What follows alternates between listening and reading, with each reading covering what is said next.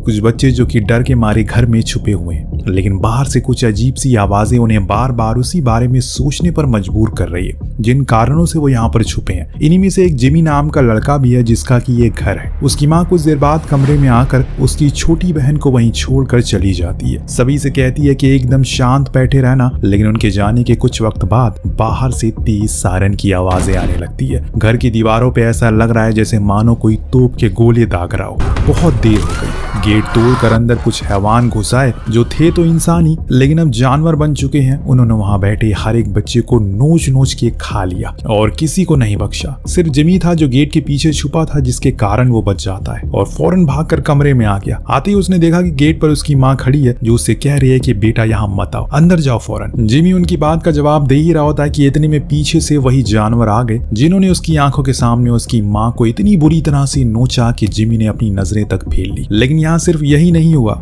इन बीते पलों में, बल्कि जब उन्होंने खा लिया तो उसकी माँ को अब खून की उल्टियां होने लगी और कुछ ही समय के भीतर वो भी उन्हीं की तरह बन जाती है। इस घर में जिमी के सारे रिश्तेदार छुपे हुए थे जो कि अब वैसे बनते जा रहे हैं और इसीलिए उसने यहाँ ना रहने का सोचा। भागकर अपने पिता के पास जाने का मन बना लिया जो टाउन से चर्च में रहते हैं। अब जब वो बाहर गया तो वहाँ का मंजर देखकर उसकी रूह कांप जाती है। हर तरफ भेड़ बकरियों की तरह ये इन्फेक्टेड लोग फैले हुए हैं जिन्हें सिर्फ एक ही चीज चाहिए थी, वो था इंसान का कच्चा मांस। इन्हें कभी भी भूख की कमी नहीं होगी। इस बीच जिमी अपने पिता के पास पहुंचा जो आराम से बैठे हुए। दरअसल उन्होंने ये मान लिया था कि ये जो कुछ भी हो रहा है वो सब इंसानों की गलतियों के कारण हो रहा है और जो कोई भी ये लोग हैं इन्हें गॉड ने भेजा है ताकि वो किसी तरह करके पृथ्वी के सारी बुराइयों को खत्म कर दे। उन्होंने जिमी को अपने गले से लॉकेट उतार कर दी और कहा कि अब हमें भी इसे मान लेना चाहिए क्योंकि यही हमारा अंत है। लेकिन जिमी अपने पिता की बातों में नहीं आता, बल्कि वो जाकर छुप जाता है कोने में और तभी अचानक से कई सारे इन्फेक्टेड लोग शीशे को तोड़कर अंदर घुसते हैं और जिमी के पिता वहीं बैठे ही वो सभी झुंड में आकर उन्हें कीमे की तरह खाकर खत्म कर देते हैं। अपने माँ बाप को खुद की आंखों के सामने इस दर्द भरी मौत से गुजरते हुए उसने देखा था। आगे चलकर उसके लिए चीज बहुत बड़ी सबक बनने वाली है। दरअसल बात कुछ ऐसी है कि ये रेज वायरस है, यानी कि वो वायरस जो कि इंसान से एक दूसरे में फैलता और सबसे पहले इसका इन्वेंशन हुआ था यूनाइटेड किंगडम यानी कि लंदन में। जब इस चीज की जानकारी दुनिया और देश को पता चली तो उन्होंने तुरंत ही लंदन से अपने सारे कनेक्शन को तोड़ दिया। यहाँ तक उन्होंने ये तक नहीं देखा और समझा कि वहाँ के लोग कैसे इस चीज से लड़ाई लड़ रहे हैं। यूके की आधी से ज्यादा आबादी खत्म हो गई थी, आधी क्या पूरी मान लो खत्म हो चुकी थी। कुछ ऐसे लोग थे जिन्होंने खुद की जान की रक्षा की और एक ऐसी जगह को खोजा जो समुद्र के चारों तरफ से कवर थी। ये एक मेन लैंड था जहाँ इन सर्वाइवर ने अपने रहन सहन का इंतजाम कर लिया था और आज का दिन इन लोगों के लिए बहुत खास होने वाला है क्योंकि स्पाइक नाम का बच्चा अब बड़ा हो गया और वो इन शैतानों से लड़ने के लिए जाने वाला है। उसकी प्रैक्टिस के दिन शुरू हो चुके हैं। ऐसा हर किसी ने किया ताकि वो मुसीबत के समय एकदम अनाड़ी ना रहे। जामी उसके पिता हर रोज की तरह आज नाश्ता तैयार करते हैं, लेकिन आज उसने स्पाइक के लिए उसका फेवरेट ऑमलेट बनाया है जो उसे बेहद पसंद है। जामी ने उसे कुछ बातें बताई कि उसे डरना नहीं है क्योंकि मौत से डरा नहीं जाता। जब उसे आना होगा वो जरूर आएगी और हमारे हाथ में कुछ नहीं है। यहाँ तक कि उसने तो अपने मन में कुछ तस्वीरें बना ली है कैसे वो लोग दिखते होंगे। जब ये दोनों खा रहे थे तो उसी समय स्पाइक की बीमार माँ चिल्लाने लगती है। उन्हें पता चल गया कि उनका बेटा उन शैतानों से लड़ने जाने वाला है। इस चीज से वो एकदम खिलाफ है, इसीलिए वो जामी को बड़ी बुरी तरह गालियां देती है कि वो नहीं चाहता कि उनका बेटा जिंदा रहे। लेकिन जल्दी ही वो शांत हो जाती है क्योंकि ईजा को भूलने की बीमारी है। उसने अभी कुछ देर पहले क्या बोला क्या सुना उसे कुछ भी याद नहीं है। इन्हीं कारणों की वजह से जामी उसे कमरे में बंद करके रखता है ताकि वो कोई गलत कदम ना उठा ले। अब जब वो सो गई तो स्पाइक और उसके पिता दोनों नीचे आ गए, जहाँ स्पाइक की मुलाकात सैम से, एक बुजुर्ग शख्स से होती है जिसने उस दुनिया को बदलते हुए देखा था। वो उसे एक बो गिफ्ट करता है और अपनी पहली प्रैक्टिस के लिए बधाई देता है। ऐसे ही नजारा कुछ बाहर का भी होगा। पूरे मेनलैंड के लोग स्पाइक को अच्छी बातें बोल रहे थे, उसका हौसला बढ़ा रहे थे और कहते हैं कि जल्दी तुम वापस लौटना। जब ये लोग मेन गेट पे पहुंचे तो लीडर जानी ने स्पाइक को रोकते हुए कहा कि इस गेट से बहुत लोग गए इस उम्मीद में कि वो सब कुछ सीखें और जल्दी ही लौट आएंगे, लेकिन बहुत ही कम बार ऐसा हुआ है। कोई लौटा है। अगर तुम नहीं लौटे तो ये मत सोचना कि हम लोग तुम्हें ढूंढने के लिए नहीं आएंगे। और यही यहाँ का नियम कायदे हैं। स्पाइक समझ गया कि ये सब कुछ तो उसके पिता ने उसे पहले ही बता दिया है। सबसे अलविदा लेकर ये लोग पतले से रास्ते से शहर की ओर बढ़ने लगे। हालांकि अब कोई वो शहर बचा ही नहीं है, सब कुछ तो जंगल बन चुका है। स्पाइक को अपना पहला शिकार दिख गया। ये एक रेंगने वाला इन्फेक्टेड पर्सन था जिसका वजन बहुत ही ज्यादा था। जामी ने बताया कि इसे कमजोर मत समझो, ये भले ही मोटी है पर बहुत ही शक्तिशाली है। स्पाइक ने पहले निशाना लगाया और एक ही बारी में उसे ढेर कर दिया। इतने में उसकी आवाज को सुनकर दूसरा भी आ गया और उसका काम तमाम कर दिया। जामी ने वही एक ही झटके में उसे गिरा दिया। लेकिन ये क्या, वहां तो इनकी तादाद बढ़ती जा रही है और इसी चीज के लिए तो स्पाइक को यहाँ लाया है। उसने उसे साफ समझाया कि घबराओ मत बल्कि लड़ो। दोनों ने अपनी तीरंदाजी से एक एक एक करके हर तरफ से उन्हें मारा और जैसे दोनों बाप बेटे आगे की ओर बढ़ रहे थे, स्पाइक को एक नई दुनिया से वाकफा होता है। हर कदम पर वो कुछ नई चीजों को महसूस कर पा रहा था। जैसे कि जब ये लोग एक घर में घुसते हैं तो इन्हें वहां एक इंसान लटका हुआ मिला जिसके शरीर पे कुछ लिखा था। अब यहाँ जामी समझ गया कि इसे इंसान के तौर पर यहाँ पर बांधा गया होगा ताकि ये भी इन्फेक्टेड हो जाए, लेकिन अब ये इन्फेक्टेड हो चुका है तो अब हमें इसे मारना ही पड़ेगा। स्पाइक के लिए थोड़ा सा मुश्किल था क्योंकि वो बंदा छटपटा रहा था और ये देखकर उसे डर लगने लगता है। लेकिन अहम मौके पर जब वो छटपटाते हुए नीचे गिर पड़ा तो जामी ने अपने बेटे से चिल्लाते हुए आदेश दिया, जल्दी मारो वरना ये हमें मार देगा। और तब उसने उसके सर पर 3 मारी। दोनों अब उस घर से बाहर एक खुली जगह पर आए जहाँ का नजारा बेहद खूबसूरत, हर तरफ हरियाली थी। बसी हरियाली में कुछ डरावने राज भी छुपे थे। स्पाइक ने देखा कि पेड़ पर एक जानवर का कटा हुआ सर लटका। इस बारे में उसने अपने पिता से पूछा तो उसके चेहरे के हाव भाव बदल गए। उसका कहना था ये काम अल्फा का है जो सबसे शातिर और तेज इन्फेक्टेड लोगों में से होते हैं। इनका दिमाग इंसानों से भी तेज चलता है और ये लोग बात भी कर सकते हैं। इतने में उसे सामने से अल्फा की सेना दिख गई, जिसे देखने के बाद जामी अपने बेटे को जंगल में लेकर घुस गया और भागते हुए बताता है कि उसे कैसे खुद को छुपाना है क्योंकि हर चीज से वो लड़ नहीं सकते, उसके पास इतने संसाधन नहीं है। अब इनके पीछे वो पूरी सेना पड़ी हुई, हालांकि अगर ये धीमे हुए तो ये उनके चुंगल में आ जाएंगे, लेकिन जामी ऐसा होने नहीं देता। वो बार बार स्पाइक को समझाता है कि लगातार मत भागो, रुको थोड़ी देर, बीच बीच में उन पर वार करो। यहाँ स्पाइक एक गलती कर रहा था, वो यहाँ वही तीर मार रहा होता है जिससे कि उनके तीर खत्म हो जाते, लेकिन वो मर ही नहीं रहते।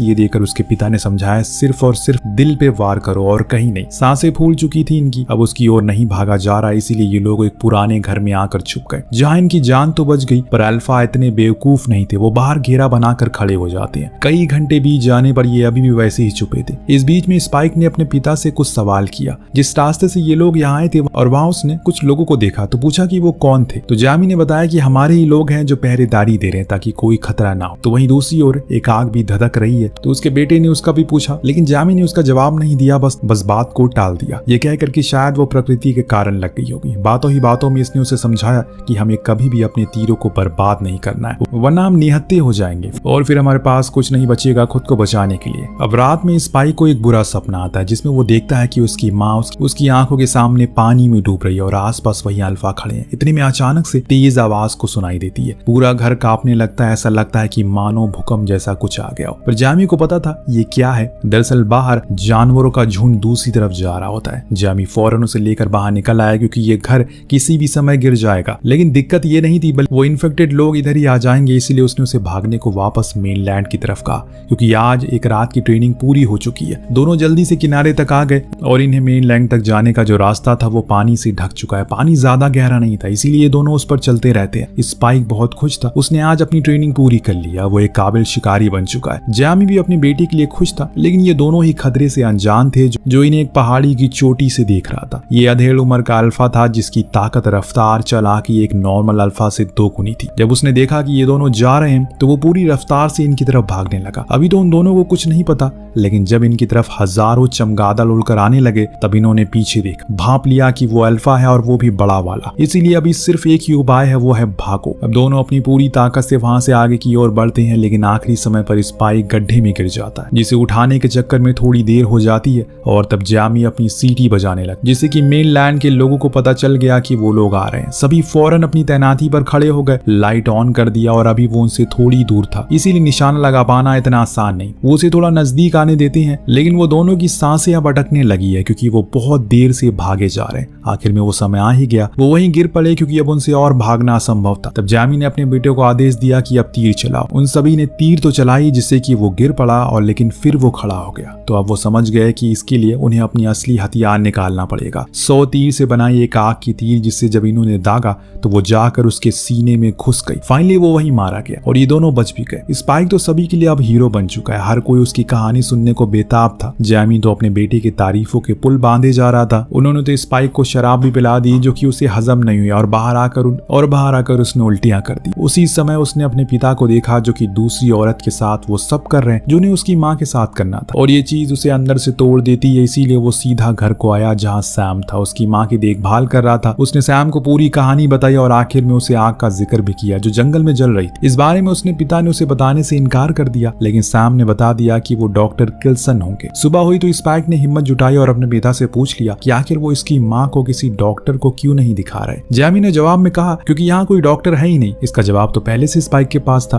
उसने बोल दिया डॉक्टर किल्सन क्या है। जैमी समझ गया कि उसे पता चल चुका है कि उस आग के बारे में, इसीलिए उसने आज उसे सच बता ही दिया। उसने एक किस्सा सुनाया जो आज से तकरीबन 15 साल पहले घटित हुआ कि कुछ खोजी दल के लोग जंगल में गए थे, जहां उन्होंने डॉक्टर किल्सन देखा जो एक अजीब सी हरकत कर रहा था। उसके आसपास लाइन से लाखों बूढ़े बच्चे औरतों की लाशें पड़ी थी, जिन्हें वो एक एक करके आग में जला रहा था। उसने जब हम लोगों को देखा तो नीचे आने को कहा। हम नीचे नहीं गए बल्कि हम भाग गए और तभी से आज तक फिर वहां कोई नहीं गया। इतना सब कुछ सुनने के बाद स्पाइक कुछ नहीं सुनता। वो बस इतना कहता है, मैं बस इतना जानता हूँ कि डॉक्टर किल्सन जैसा इंसान भी है। आखिर है तो वो एक डॉक्टर ही। मेरी माँ को उसकी जरूरत है क्योंकि मुझे पता है कि वो मर रही है। आपको तो कोई फर्क नहीं पड़ता क्योंकि आप दूसरी औरत से चक्कर चला रहे हैं। ये सुनते ही जैमी उसे थप्पड़ जड़ देता है और उसने उसे अपनी जिंदगी में पहली बार किया था। स्पाइक बिना कुछ बोले ऊपर अपनी माँ के पास आकर रोने लगा। पीछे पीछे जैमी भी आता है। मामला काफी बिगड़ चुका है, यहाँ तक कि उसने तो चाकू निकाल लिया। हालांकि जैमी ने बड़ी आसानी से अपने बेटे से वो चाकू छीन लिया, लेकिन बात ज्यादा ना बिगड़े इसीलिए वापस कर देता है उसे और वहां से चला जाता है। पर दोस्तों, स्पाइक के मन में अब वो ख्याल आ रहा है जो आज से पहले कभी उसने सोचा नहीं था। वो बाहर गया, अनाज के गोदाम में जानबूझकर आग लगा दी। दूसरी तरफ जाके जो गेट पर गार्ड खड़े थे उन्हें उस आग के बारे में बताया, जो सुनते ही वो उस तरफ भागे। इससे स्पाइक को मौका मिल गया। वो भाग गया, लेकिन अकेला नहीं बल्कि अपनी माँ के साथ, क्योंकि अब वो उन्हें ठीक करना चाहता और इसके लिए उसने ये कदम उठाया था। अब ईजा अपने बेटे के सहारे से आगे बढ़ती रहती है। कुछ देर बाद जब उसे होश आया तो उसने आसपास की चीजों को देखा। वो समझ गई कि वो मेनलैंड से बहुत दूर है। वो बार बार जैमी को आवाज लगाने लगती है। स्पाइक ने समझाया कि मॉम, हम पीछे नहीं जा सकते, ये सब कुछ मैं आपकी भलाई के लिए कर रहा हूँ। ईजा मान गई और चल पड़ी अपने बेटे के कहने पर। अब देर रात इन लोगों ने एक पुराने घर में सोकर बिताई, लेकिन तभी वहां रेंगने वाला इन्फेक्टेड आदमी आ गया जो स्पाइक के लेसेस को चबाने लगता है। जब उसने एहसास हुआ कि ये कीड़े नहीं है तो वो ऊपर आ गया और अचानक तभी कोई आकर उसकी जान बचा लेता है। सुबह हुई। स्पाइक को लगा शायद उसने कोई बुरा सपना देखा होगा, पर जब उसने पास में उसी लाश को पड़ी देखा तो समझ गया कि वो सच था। लेकिन ईजा को भी कुछ याद नहीं। पर दोस्तों, हमें फ्लैशबैक दिखाया जाता है जिसमें हम देखते हैं कि ये सब कुछ ईजा का किया धरा है। उसने उस इन्फेक्टेड को मारा। दूसरी ओर हम सोल्जर को देखते हैं जो इन ज़ॉम्बीज को मार कर आगे बढ़ रहे। लेकिन अब इनकी गोलियां खत्म होने लगी है। ये सभी भागकर एक टनल में छुप गए, पर वो सुरंग बहुत ही अंधेरी थी जिससे इन्हें आगे का कुछ भी साफ दिखाई नहीं दे रहा। इसी चक्कर में ये भटक गए और तब इनका सामना हो गया एक हट्टे कट्टे अल्फा से, जिसकी खासियत थी वो सिर्फ और सिर्फ रीढ़ की हड्डी को उखाड़ता है। वो रीढ़ की हड्डी को उखाड़ कर उसके शरीर को खत्म करता है। उसने यहाँ भी ऐसा ही किया। उसकी रीढ़ की हड्डियों से बाकी को खत्म कर दिया और एक सोल्जर जिसकी किस्मत अच्छी थी वो बच के भाग गया। तो वहीं दूसरी तरफ जब ये दोनों आगे बढ़ रहे थे उसी समय ईजा को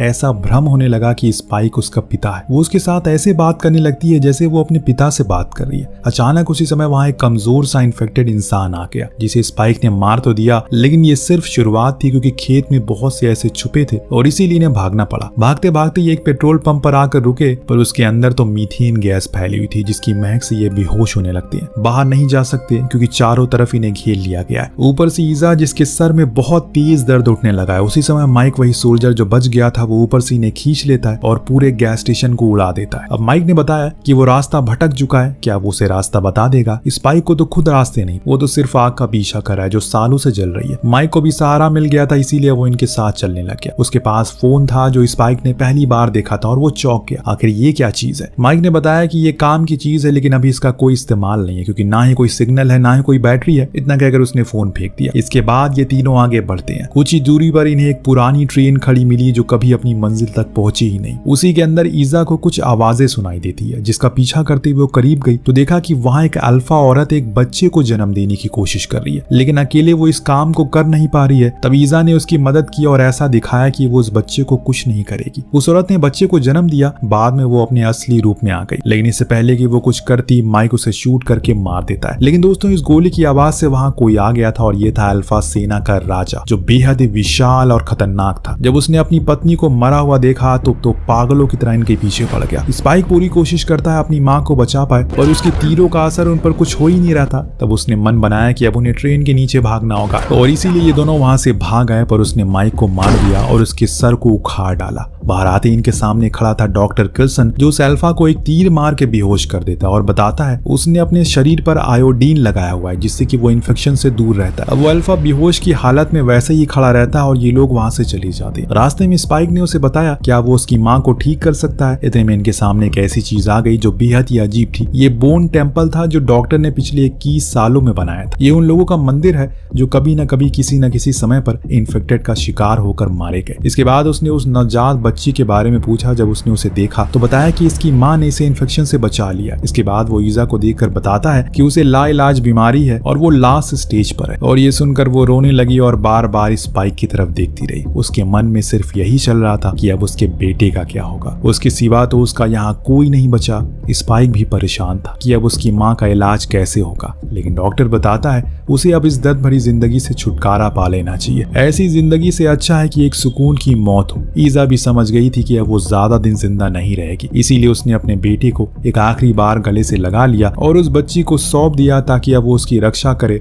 और वो उसे उसके भविष्य दे जो वो उसे कभी दे नहीं पाई। इतना सब कुछ कहने के बाद उसने नम आंखों के साथ जंगल की तरफ रुख कर लिया। पीछे पीछे डॉक्टर भी था जो आगे जाकर उसे शूट करके मार देता है। अपनी माँ के जाने के बाद स्पाइक के लिए सब कुछ खत्म हो गया। उसे कोई रास्ता नजर नहीं आ रहा है। जब वो उस बच्चे की तरफ देखता है तो उसे एक नई जिंदगी दिखती है और वो उस बच्चे को लेकर वहां से चला गया। ले जाकर उसी मेनलैंड के गेट पर छोड़ दिया। साथ में एक चिट्ठी भी लिखी कि इस बच्ची का नाम ईजा है और ये पूरी तरह से इंसान है। मैं अब बहुत दूर जा रहा हूँ। ये पढ़ने के बाद उसके पिता के आंसू रुक नहीं पा रहे। वो भागते हुए बाहर गए और उस पार ना जा सके क्योंकि पानी का बहाव बहुत तेज। वहीं दूसरी ओर हमें स्पाइक को देखा जो अब जानवरों को मारकर अपना गुजारा करता है। लेकिन आज अचानक उसके सामने कुछ अल्फा आ जाते हैं पर वो घबराता नहीं बल्कि काफी बहादुरी से उन्हें मार कर गिरा देता है। लेकिन असली ट्विस्ट तो आखिर में आया जब उसने देखा कि आगे एक चट्टान की दीवार खड़ी है और उधर से कुछ अल्फा अभी भी आ रहे हैं और वो कहाँ जाए और अब वो कहाँ जाए। तभी पीछे से एक सीटी की आवाज आई। जब उसने पीछे मुड़कर देखा तो वहाँ जिमी खड़ा था। वही जिमी जिसे हमने कहानी की शुरुआत में देखा था, लेकिन वो अकेला नहीं था बल्कि वहाँ उसकी पूरी टीम थी जो इतनी तेज थी कि उन्होंने पलक झपकते ही उन सभी को मार डाला। और ये देखकर स्पाइक भी अचंभित हो गया। जिमी ने उसे हाथ मिलाया और टीम ज्वाइन करने का मौका दिया क्योंकि वो उसकी बहादुरी से काफी प्रभावित था